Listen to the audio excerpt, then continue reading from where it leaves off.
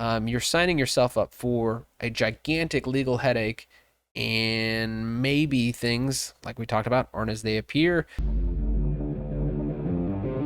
We are the Armed Attorneys. Today we're talking about third-party intervention. What if you see somebody else in danger, or they appear to be in danger and you intervene? What is the law there? What if things aren't as they appear to be? And finally, why it may not be such a good idea, but there's kind of a lot to this, and this is a question that we get all the time. But before we begin, show your support for the Second Amendment by hitting that like button. And today we have a huge giveaway courtesy of our friends over at Pain Safari. We'll be talking about that in a little bit. And so what we have today is a wide-reaching news story out of actually Houston, Texas, our hometown, I know, in which a local pillar of the community attorney was shot at a McDonald's. He was a bystander trying to intervene in a potentially violent situation. Let's take a look at this clip. You can see what happened. Tonight, we're learning about the attorney who was shot and killed while trying to calm down an angry customer at McDonald's. It happened this weekend at the restaurant off Katy Freeway in Chimney Rock. Tonight, his sister is only talking with us here at ABC 13, and our Brooke Taylor is live outside the McDonald's with their conversation. Brooke? Police tell me that the shooter was inside of this McDonald's. He was angry with employees, demanding a refund because something was wrong with his order. A witness tried stepping in, the victim there, trying to calm things down. Eventually, detectives say the both of them were outside. There was a heated argument, and that's when the customer went in his car. He grabbed his gun, shot him, and drove off. So, and what we know about the attorney who lost his life, unfortunately, I mean, just by all accounts, a wonderful family man, really nice guy, and here just trying to do the right thing, versus this guy who happened to be out on a felony bond when he did this, who has a long history of assaultive offenses, was a convicted felon, and here we are. And in fact, I mean, I hope by the time this airs in the next couple of days, he is in custody and he will never ever see the light of day again. But as of right now, he's not in custody yet. Yeah, he was actually the quarterback at my brother-in-law's high school. So, really? Yeah, he was. Look at that. Yeah, but this case kind of especially pisses me off. We call this the Harris County person not in custody, but somehow they have a mugshot of you. Yeah, that seems to happen all too frequently. Convicted felon. He's out on felony bond for aggravated assault. He was supposed to be wearing an ankle monitor, but he wasn't doing that at the time. You know, I have clients who have ankle monitors because there are judges who will order them on every case, every time, regardless of your really good self-defense facts or what have you. And when those ankle monitors just like battery glitch for like 15 minutes and go out. Or like don't stick to their skin. Yeah, like I've got the court hauling my clients in saying, I'm going to revoke your bond. What's going on? It's like, well, he works for HP and he has no criminal history. And that's just, random example, but like, how does this guy who is just a bad person get away with not having his monitor on at all, and the court not hauling him back in and saying, you sit in jail now? It's like the criminals don't follow the law. It's like the criminals don't follow the law. But and don't get punished for it in Harris County. It's true. But, it raises these questions, and this question comes up all the time. What if I, see a situation where possibly I could save somebody's life if I intervene, and what the legality is behind that. There are some ancillary questions that we have to go over, what if things aren't as they appear, and why this might not be a good idea. But to that first question, Emily, when people are looking at defense of a third party, what is the law generally stating? So, and, your state's mileage will vary on exactly how your defense of third-party law is worded, but generally speaking, you have the authority to act to protect someone who is about to lose their life. Our normal sort of principle there is, if in that person's shoes, so you put yourself in that person's shoes, if you could display a firearm to protect yourself, you can display one to protect them. If you could shoot to protect yourself, you can shoot to protect them. So basically, you just insert yourself into that person's situation, and you get to do to protect them whatever you could do to protect yourself. So we think about our normal principles here, like immediacy is a good one, right? Do you have to act in that moment to save them, or you know, is there something else that you could do? Are they in danger right now? Could you go sort of scurry them away and help them escape versus actually shooting the person who is threatening them? So you really have to focus on immediacy here. What else do we think about? Well, and I think you raised a really, really good point, and I don't know if you did this on purpose or not, but you did. But those states, and when we paint with these broad brushstrokes about states' law, you think about those states that aren't super friendly when it comes to self-defense and impose a legal duty to retreat before using any level of force. Well, the law would probably say, hey, guess what? That person needs to try to retreat. Or if you were in those shoes, you would need to attempt to retreat. And so that might be a good signal that, hey, I'm not able to intervene on this person's behalf. But going on from the next thing of, imminence, do you have time to, do you have to act right now without delay? Do you have time to summon for help? Is there a reasonable, safe alternative? Looking at those things, putting those things aside for a moment, we now look at the level of force. Would this person be justified in punching, grabbing, tackling, restraining, pepper spraying, something like that, something that might hurt, leave a mark, but not kill the person? Well, then you could probably use force to defend that person. Now, let's say it's the next level. The person's fighting for their life. They're subject to serious bodily injury or death. Would they be allowed to use deadly force? Think shoot with a gun, stab with a knife, run over with a car. Well, then you put yourself in the person's shoes, and that's the level of force that the law would justify. But that's the first two principles. And generally speaking, the last thing that you need to think about is your reasonableness. So would a reasonable person believe that whatever intervention you intend to do is in fact the immediately necessary thing? And if it is, then you should be justified under your state's law. So if I don't know, I see Richard get pushed down and someone runs away with his bag of Cheetos, am I, as a reasonable person, going to shoot over that? Probably not. It's a robbery. It is a robbery, but probably not. Whereas you see a scenario where, a woman's being held down in a parking lot and she's screaming and crying and help me, help me, help me. And somebody's got a weapon or a fist or some sort of really violent, dangerous situation. And, you think she's about to die. Shooting, sure.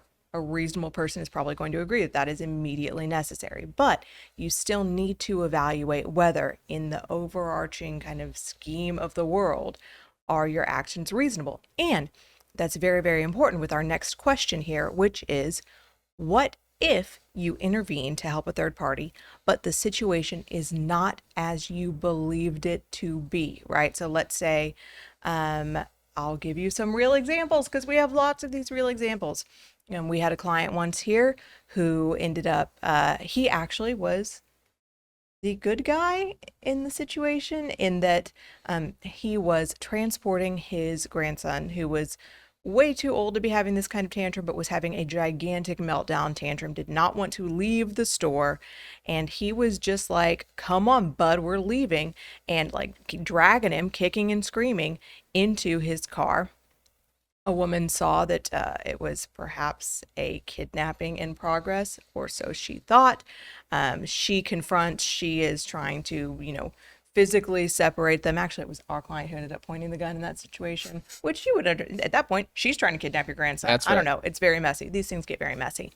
But, let's say that you see such a scenario, someone dragging a kid out, you think it's a kidnapping, you end up pointing a gun, shooting, and it's grandpa, and kid's having a meltdown. So what we look at is, you look at the mind of, as the situation appears, so long as it's reasonable, that is the situation that the law is going to presume is happening. From the shooter or defender, whomever, from their eyes, right? Right. From the information you could have known, would a reasonable person have taken that exact information and done as you did? And there are lots of examples of this. I mean, I was giving a talk on self-defense principles one time, and I had somebody come up to me afterwards because we were talking about this exact issue. And he was like, one time I saw this woman and she was getting her purse stolen in the back of a Walmart parking lot, and she was screaming and struggling and crying, and the guy was bigger and younger and she was elderly. And I dropped my bags and I pulled out my gun, I pointed at the guy and I told him to stop. And sure enough, she ran off and the guy got on the ground, starts yelling at me though. And turns out that's his mother with dementia, and she was having this like moment where she like basically was like scared of her own son. She was trying to like find her car keys and like try to get herself home. They weren't even there in her car, but she was just really, really discombobulated. And he's like, no, no, no, mom, no, no, no, mom. He's just trying to control her. Yeah, and there's a handful of high profile cases from across the United States where they're filming a movie or I hate that it's a prank bro culture, but people pulling what counts as a prank these days is really sick. Yeah, it's the live streamers Yes. who are doing this to us. Yeah, damn YouTubers. But That's a different thing, all right. but they, it looks like a sincere aggravated robbery is going on, or somebody's holding somebody at gunpoint, and we have good guys intervene, sometimes stopping the threat using lethal force, killing the prankster, killing the actor. And so we have these cases, and it just goes to show, the law looks at it from the perspective of the defender. And so even though these were not robberies, these weren't people being held up at gunpoint, it's going to go to the mind of the actor at the time that they use the force or the deadly force. Right. But the thing that I like to remind people too is that even though, yes, it is a objective reasonableness standard from your perspective, the jury will know what the real scenario is, and can they keep that from sort of creeping in. So in the scenario of son's just trying to help his mom with dementia, if son gets shot and all the information comes out, he's just a good son, he quit his job to be her caretaker, And let's say the self-defender just says a few weird things post-incident, few which weird happens a things. lot. Oh gosh, it does. Also, I will say that in the lawyer shooting scenario, the only experience I have with that is being the guy representing the guy who shot the pillar of the community lawyer. So I'm glad that I feel like I'm on the right side of it this time. Yep. The just side of it, defending the Yeah, lawyer. things kind of equal out. All right, before we go any further, it's giveaway time, and we've partnered with Paint Safari to give one of you a fully customized Chevrolet Silverado Trail Boss Z71. Unfortunately, we live in interesting times. Murders are getting PR bonds, criminals get away with more and more, and self-defenders are just left on their own. Having a discreet way to defend yourself is a good idea. While guns may seem like the obvious first choice for self-defense, it may not always be the most practical. That's where the Shockwave Torch by Paint Safari comes in, offering a versatile and discreet self-defense option. This innocent-looking and super bright light is anything but harmless. The rechargeable Shockwave Torch's 100,000-hour super bright LED light can light up a football field, but it doesn't stop there. It generates 2 amps, 9,000 volts, and 1.5 microlumens of power. It's so powerful it has a built-in safety, and it discharges a brutal stun. It's a must-have for everyone, and it gets even better. Enter to win this Rocky Ridge customized truck by clicking the link in the description and equip you and your loved ones with a Shockwave Torch, and Paint Safari will hook you up with a major discount of up to 80% off and extra contest entries when you use our link below. Don't wait, because this is a limited time offer and ends in a few weeks, so get it now. No, it is. Those things they're going to be told to the jury, and is that going to color their opinion of your reasonableness, that they know the real story? And the answer is legally it shouldn't, but practically it might. It depends on how good the lawyering is and what the particular perspective of those jurors are. So you just don't know. And that kind of brings up the last question of why you might think twice before helping, because, this is kind of a practical note to the side, I can kind of count the people I'm willing to spend the rest of my life in prison for on one hand. I don't necessarily know that any strangers fall into that category. Or the people you're willing to die for. Yeah, Because that is current example. Exactly right. Right. But, we look at how self-defense laws, for the most part, are structured across the United States, and they are affirmative defenses.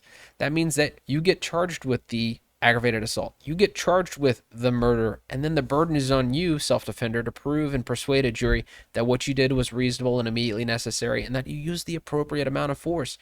And so, all that is to say, you're signing yourself up for a gigantic legal headache, and maybe things, like we talked about, aren't as they appear. Maybe there's other things going on in the background that you don't know about. But ultimately, don't get your moral advice from lawyers. But No. legally, it's kind of a tough situation. Yes. So one of my favorite jokes is if you are looking to the attorneys for your moral advice, you are in way bigger trouble than what you think you're in. But no, I mean, absolutely. And I know we have a lot of sheepdogs who watch this channel, and I thank the Lord for you guys every day. I think that it is something that I'm not going to say anything to convince you not to be a sheepdog, nor would I ever try.